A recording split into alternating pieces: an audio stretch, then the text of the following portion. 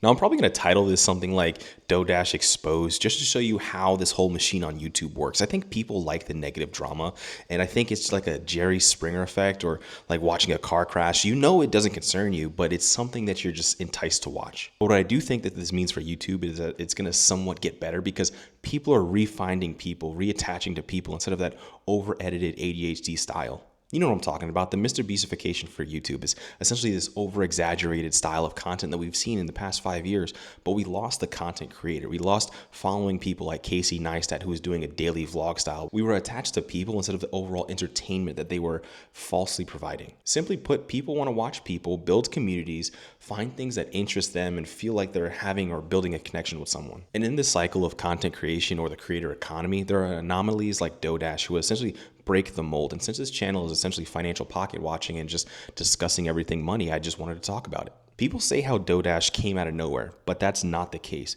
She essentially made content for 4 years and nobody watched. Now, yes, she was able to make a somewhat of a following, but not to the numbers that she's reaching now. She grinded for 4 years making DoorDash content like her name suggests, and essentially she was telling her story, giving her experience. So what you saw was likely one video that propelled a funnel that just made people attached to the authenticity of what it is to be her.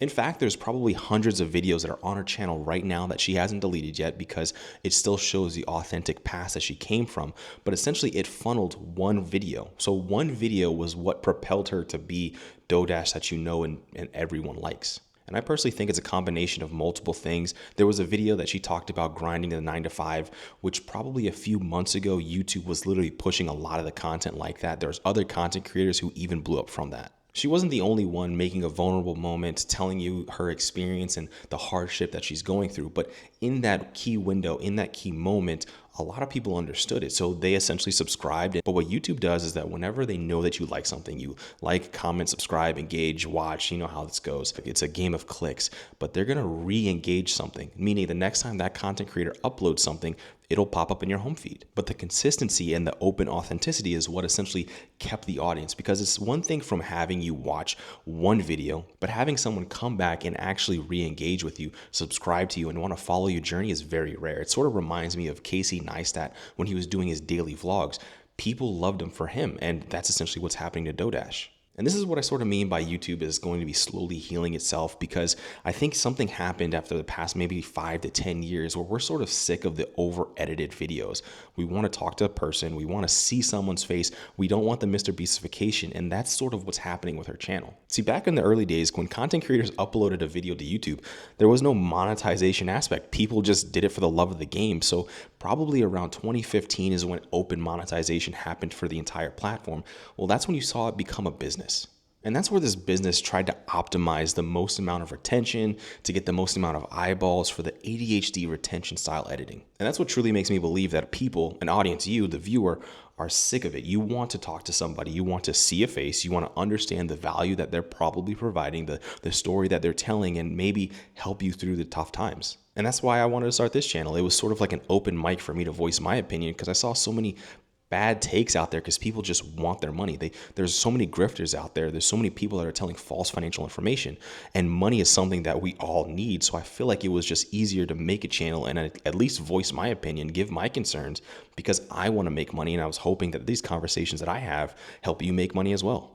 And I promise you, I'm far from perfect. I'm still going through the whole small creator journey. It's very hard. I have no idea what I'm doing. I'm sort of just now comfortable talking to a camera. This is a skill that not many people could do. And it's slowly built up over time, which you see channels like Doash, again, have 4 years of grinding until that one moment. So it's sort of like that consistency of skill meets preparation plus a little bit of luck, and then things take off. And this leads me to my next point, where if you don't make content, if you don't post content, if you don't share content, you need to start doing it. Remember this: if you are not paying for the product, then you are the product. And that's essentially what content creation or this entire creator economy has become. You, the viewer, being the product for advertisements. And that's what I didn't want to be. I wanted to at least be part of the machine rather than being used by it. I even broke down in a recent live stream on how some of the largest to the smallest content creators make money. Doash is even showing you examples with her own finances, showing you how she's making almost around $10,000 $100 a month. And this can either grow or it can fade, because content creation is this weird game. It's a weird juggle where one moment you'll be hot, the next moment you'll be cold. But this is something that I like talking about. It interests me. Because cases like this, where she was door dashing part-time to now full-time, which we know in 2024, this whole, freelance gig work, it doesn't work anymore. It doesn't pay. It doesn't value the employees, which they're not even employees right now because they're independent contractors, which this conversation needs to be had. So I promise you, the excitement that she's showing on camera, which the money that she's bringing in, is actually authentic, because it should blow people's minds that you can make a lot of money simply voicing your concern and building a community. But here's the thing, a lot of people are even growing off of DoorDash. They made channels saying how, DoorDash is essentially the one that made me want to make content. And, it's a community. So people are liking and subscribing because everyone wants to hear each other's journey. But if you don't want to make content, just understand that there are different ways that you can make content, even if you don't want to be on camera. If you don't want to have your face like this, you can do something like this where, you can't see me. There's a B-roll that's relevant showing, and you're just talking about it. Maybe you like sports, maybe you like news, and you just want to talk about it. It could happen where you're on your drive to work right now. You could just be talking out loud, because a lot of people have that long commute, maybe 30 to 40 minutes.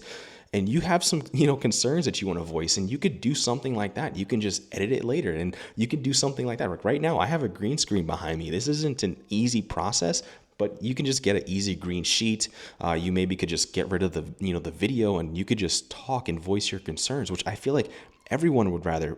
I'd rather you voice your concerns. And I feel like that level of you making content instead of getting, served ads because you are the product is a much better way. And I'm not going to lie, it's a pretty fun skill to build up over time where you're actually making content. So you could tell people, yeah, no, I talked about that before.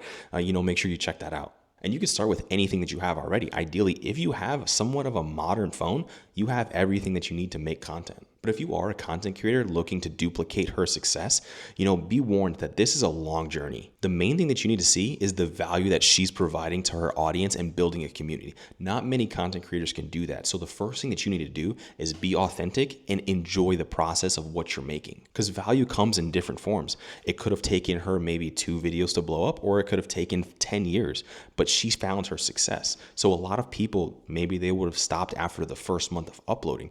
And that's why you have to enjoy the process. But the most important thing that you can do is upload. Be consistent. Make sure you set a schedule. Say, I'm going to upload 1 video a week. Make sure you stick to it. Say you want to script it on Thursday and upload it on Friday. Make sure you stick to it, because it's all about volume. People have the debate on content versus quality, but I could say you could push it by volume the same way that many content creators do, because you're going to miss every shot you don't take. But like always, subscribe to the content if you like these financial talks. Peace.